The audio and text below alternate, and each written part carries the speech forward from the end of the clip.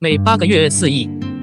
杨紫青簪利用零更新走粉，男主终于被杨幂手艺人取代。作为鹅厂出资的 S 级巨幅影视剧，不管出资4亿都算得上。欢迎双顶装饰协助，期待拿下评审桂冠。互联网上也有很多骚动，希望用人工智能换脸来取代它，但实际上执行它仍然非常具有挑战性。青簪的录制一开始就出乎意料，巨大的 IP 和2个顶级的流量登上了舞台。舞台一开始出资4亿，电影组需要8个月才能拍完，需要多少时间？尽管如此，以艺人随后被拘留为由，财务支持者需要追查某人以改造电影。录制《长相思》的时候，杨紫被找回来补偿青簪。近日有消息称林更新将在青簪中担任主角，林更新将补偿艺人的工作。这一次林更新和杨紫合作，一时间在网络上引起了不小的轰动。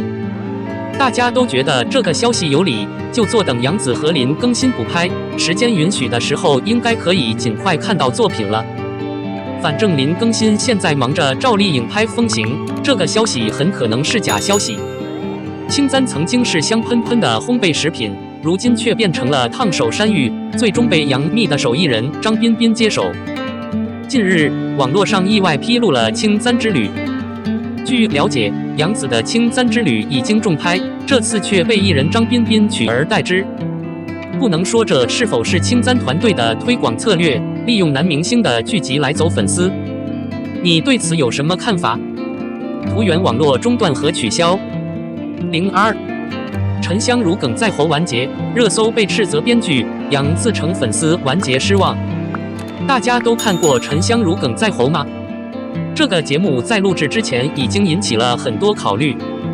沉香如碎花路上有许多精彩的弯道。大约在那个时候，季景甜凭借司藤成名之后，这部剧中的勇敢女子原本就是景甜，却不知为何被杨紫抓住了，可能会毁了杨紫的粉丝。虽是闹得不好，但当权威申报人员的时候，他们同样给了杨紫一个完整的台词，三人齐聚正式报告了杨紫。本期节目以杨紫和程毅为主角，你应该知道那个时候的程毅是有点名气的。综上所述，杨紫是个有名的艺人，现在却要帮程毅。世人都认为杨紫的资产已经过时，粉丝们认为他们是在推进程毅，所以对这个设定并不满意。尽管如此，他已正式宣布并需要投降。号称秀主，分数仅为 5.6。影片拍完后被剧组评为戏精之王，更填补了观众的猜想。大概是因为它太高了。从传播的意义开始，他就一直在抱怨，甚至到最后，他仍然在抱怨。这个节目最令人担忧的问题是他被误用了。分分合合的时候，杨紫和程毅这档节目实在是没法合拍，这一点就明显多了起来。超过46万人对其进行了评估，得分仅为 5.6。我们应该在附近调查一个类似的主题。苍兰诀超过44万人得分为 7.8， 两位艺人不等于程毅和杨紫、虞书欣和王鹤棣。王鹤棣还依靠苍兰诀晋级交通阵地。或许顶流的人群太残忍了，残酷的高流量。也有一些观众觉得杨紫的演技太过分了。沉香如片和香蜜如冰并不可怕，形状也几乎相同，呈现方式也差不多。就这样，无数的观察者给了他一个低分。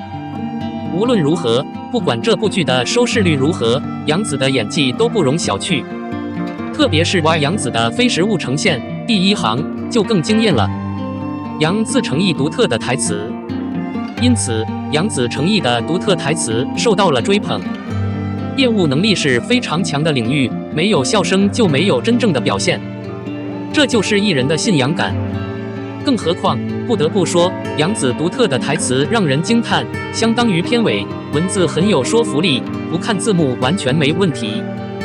火爆的信息，杨紫的节目不是很多都是别人的声音，90%都是她自己的声音。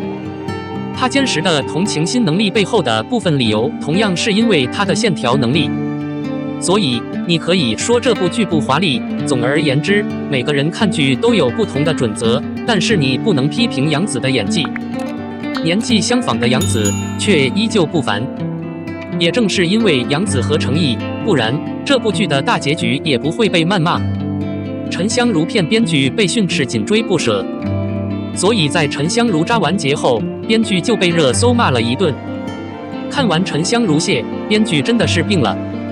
终于打完了最终 BOSS， 然后男主毫无伏笔就牺牲了，女主也牺牲了，不合逻辑。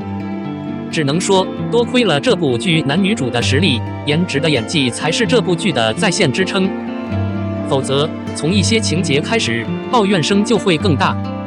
琉璃男主，香蜜女主，香蜜编剧，周生如导演。只能说这个配置结局并不意外。你觉得沉香如碎屑符合你心中的结局吗？2年一度的营销大战又开始了。金鹰女神为何如此火爆？今年10月将再次迎来2年一度的金鹰节电视大奖。如今，对于这个奖项的含金量，大家早就没有定论了。真正引起大家注意的是，金鹰女神会爱上谁呢？这就像为班级选择班级花和为返校节选择舞会女王一样。因此，网上已经有瓜主们开始热身，炒作今年的候选名单。据说今年的候选人主要集中在1995年代出生的小花身上，包括赵露思、白鹿和谭松韵。乍一看，这份名单其实是相当靠谱的。因为赵露思的前脚已经播出了暑期火爆的古装偶像剧《星汉皓月升沧海》，虽然是从小网剧起步，但绝对可以称得上是这2年发展最厉害的95后面的小花之一。虽然一开始白鹿被人诟病没有女主的脸，难走红，但谁知道这些年的发展路径已经逐渐明朗。良好的声誉。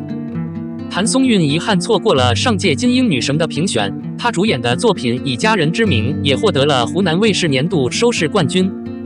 但问题的症结在于，这3人到底是不是候选人，大家还不得而知，而且讨论已经很激烈，仿佛事情已经是真的了。这似乎是一个相当奇怪的现象。金鹰女神怎么能获得如此大的讨论度？金鹰女神的噱头其实是背后主办方湖南卫视的一种表现，将粉丝的心理操纵到了极致。这场表演是粉丝们想为自己的偶像而战，来为他们投票的心理。还记得之前杨紫和迪丽热巴的2场大混战，以及宋茜和谭松韵的这场大混战，粉丝们都陷入了一片黑暗，受到高度关注。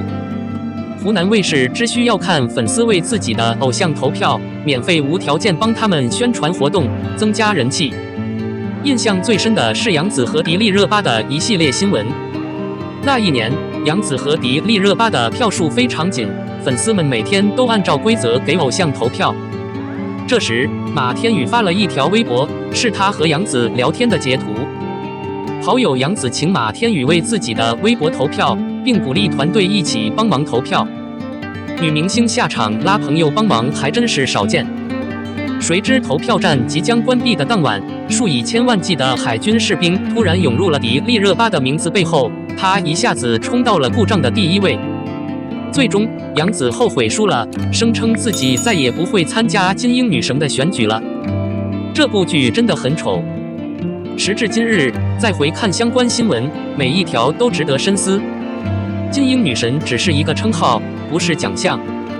赢了之后，根本没有实质性的帮助，提不起咖啡，地位飙升，不给资源，这些女星到底是什么原因如此痴迷这个称号？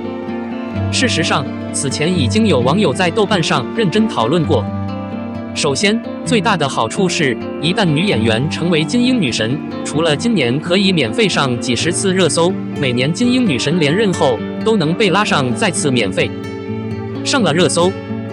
不仅如此，如果这个事件在未来结束，完全暂停，经典盘点势必会让他们成为史册的一员。此外，它可以证明她们的美丽。女神的称号就是看脸，从下中挑选合适的女演员，看看现在哪个小花最美。另外，每年金鹰女神的容貌和衣着其实都相当不稳定。几年来，一些女明星在私服中的颜值已经不如往常了。